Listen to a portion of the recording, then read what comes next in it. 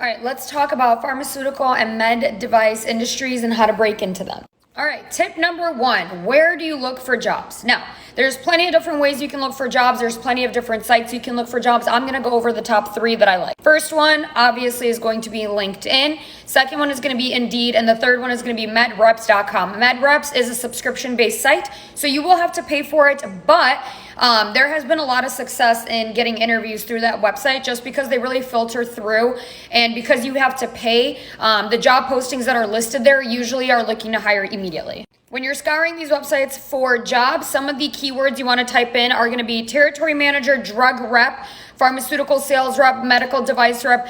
Those are just going to be some keywords, but it's usually territory manager is what I've seen from my own experience. Now, I know a lot of us are lazy when it comes to applying for jobs, so we all love to press that little easy apply button on LinkedIn, and our information. Chances of getting a job by just simply pressing easy apply are going to be slim to none, especially with the fact that both industries are extremely saturated and the job market right now is just like all over the place. So if you really want to get into the industry, yes, you can easy apply, but I would also recommend going to that actual website, applying through that website. So let's say you're looking for a job with Pfizer, let's say the health and sciences rep in Tampa, Florida. I would also go to Pfizer's website, find that position, apply through them. Usually it'll make you create an account, and then you can also apply through LinkedIn, but I would apply through both. Okay, so the next thing, I know it's kind of controversial and a lot of people hate doing it, but cover letters. You guys, the amount of people that told me they made cover letters and then they literally got an interview is nuts. I know it's annoying. I used to have 2 cover letters. I had one for pharmaceutical, one for med device. They were both curated to the individual industry, and I would just blast it out with every single application that I sent.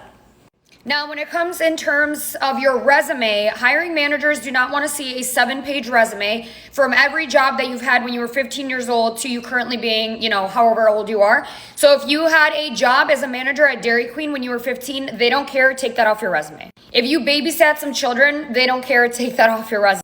Only keep things on your resume, keep jobs on your resume that correlate to the position you're applying to. So if you're going for med device, if you're going for pharmaceutical sales positions, right? B2B, inside sales, anything like that, healthcare positions, anything that correlate to the job you're applying to. Keep your resumes short and concise, right? Nobody is going to read through 5 pages of a resume.